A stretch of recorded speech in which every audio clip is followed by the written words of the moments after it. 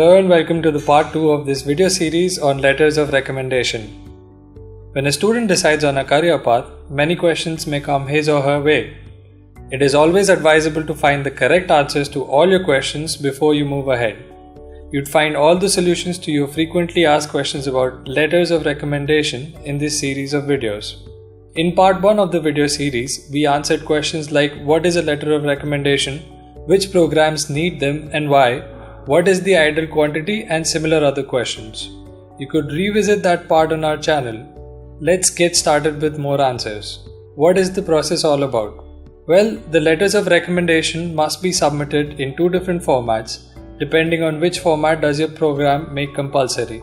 Most programs state that letters of recommendation must be submitted online, while some programs accept paper-based letters of recommendation also. What's more about the online letters of recommendation? Online submission of letters of recommendation can be in two ways, again depending on what the program demands. The first format is, once you enter the details of your referee like name, designation, how is the referee related to you, email address and contact number, an email is sent to the referee requesting the recommendation.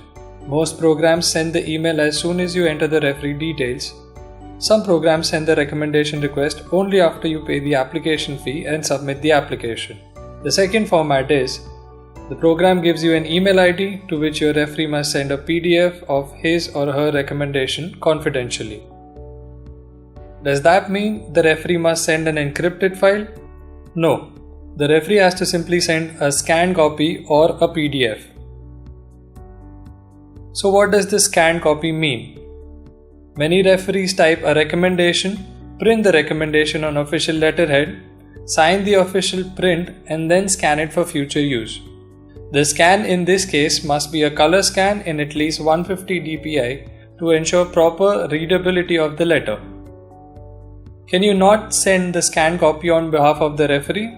No, recommendations are confidential. You cannot access the recommendation or read it.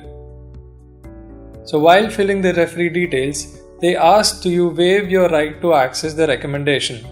What does that mean? Under US laws, admitted students can access their recommendations at a later stage, usually after enrollment.